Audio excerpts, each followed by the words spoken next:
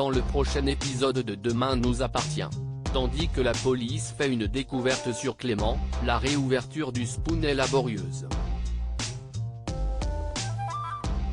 En parallèle, Adrien fait une révélation qui ravit Jack. Attention, les paragraphes qui suivent contiennent des spoilers sur l'épisode de Demain nous appartient diffusé demain soir sur TF1. Si vous ne voulez rien savoir, ne lisez pas ce qui suit. Vendredi 10 septembre dans Demain nous appartient. La police fait une découverte sur Clément compte tenu des éléments à son encontre. Mathilde reste la principale suspecte dans l'affaire sur la mort de Clément. Malgré tout, le commandant Constant sait que l'adolescente est fragile et qu'elle aurait déjà craqué si elle était coupable. Par la suite, Martin rencontre Chloé qui l'informe que Nathan a menti au sujet de la dispute entre Mathilde et Clément. En effet, le jeune homme avait indiqué avoir entendu l'altercation depuis les toilettes des garçons. Or c'est impossible qu'il ait pu les entendre au regard de la configuration des lieux. Sans attendre, la police convoque donc Nathan. Pendant ce temps, Jaya accroche un portrait de Clément dans l'enceinte du lycée. Très touchée, Laetitia remercie l'adolescente avant de fondre en larmes sous le poids du chagrin. Peu après, Chloé les rejoint. Même si elle trouve la photo très belle, elle aurait cependant préféré qu'on lui demande l'autorisation avant de l'accrocher, mais Jaya indique qu'elle a eu l'agrément de sa mère. Plus tard, Irène se rend dans le bureau de Chloé et la questionne sur la présence des policiers dans l'enceinte du lycée. Mais la proviseure ne peut rien lui dire, ce qui ne plaît pas à la CPE qui l'accuse d'abus de pouvoir.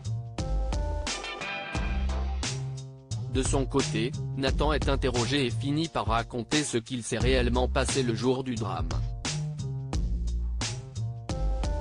Clément était en réalité le dealer de Nathan. Ce dernier avait rendez-vous avec lui dans les toilettes des filles pour lui acheter de l'herbe. Lorsque Mathilde est arrivée, Clément est donc sorti pour lui parler.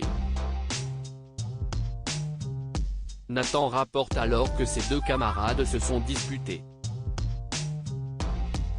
Pour sa part, même si Clément lui devait de l'argent, Nathan jure qu'il ne l'a pas tué. Avec ces nouveaux éléments, Martin et Georges décident d'orienter leur enquête sur l'activité de dealer de Clément. À plusieurs kilomètres, Jordan s'enferme dans sa chambre puis y récupère un sac contenant plusieurs liasses de billets ainsi qu'un autre contenant un bloc de shit.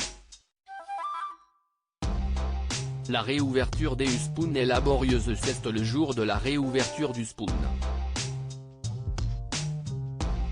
En dépit de la publicité faite sur les réseaux sociaux, Bart et Louise n'ont eu que 2 clients depuis le matin.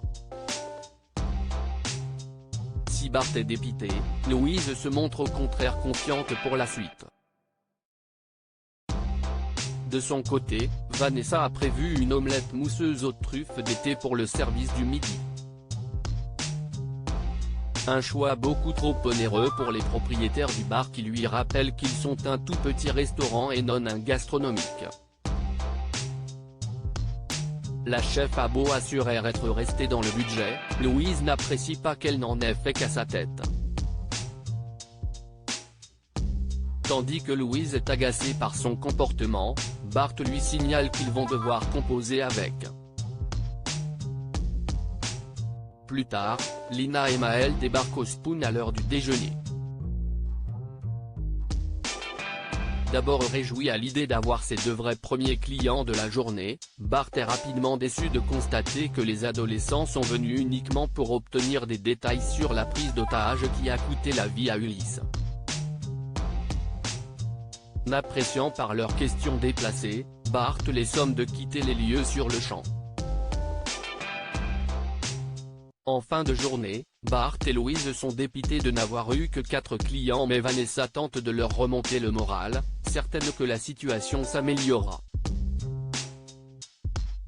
Adrien fait une révélation qui ravit Jack chez les Roussel. Lizzie surprend son frère en train de regarder des photos d'Adrien. Le serveur de la Paillote a beau être en couple avec Sophia, Jack n'a aucune intention de lâcher l'affaire. Cependant, il n'est pas encore décidé à faire son coming out. Par la suite, Jack se dirige à la Paillote pour boire un verre. Comme il n'y a pas grand monde en terrasse, Adrien en profite pour jouer de la guitare et entonner une chanson d'amour dédiée à une jeune femme. Lorsque Sophia arrive, Adrien l'embrasse, ce qui pousse Jack à s'installer un peu plus loin. La fille Donnie a bien vu que Jack craquait pour son petit copain. Adrien, qui n'a rien remarqué, se dit alors très flatté et ajoute qu'il n'a aucun problème avec cela. Tandis que Sophia le questionne pour savoir s'il a déjà eu une relation avec homme, Adrien répond que non mais qu'il n'est toutefois pas fermé à cette idée. Une conversation qui n'a pas échappé à Jack qui s'imagine déjà conquérir son cœur.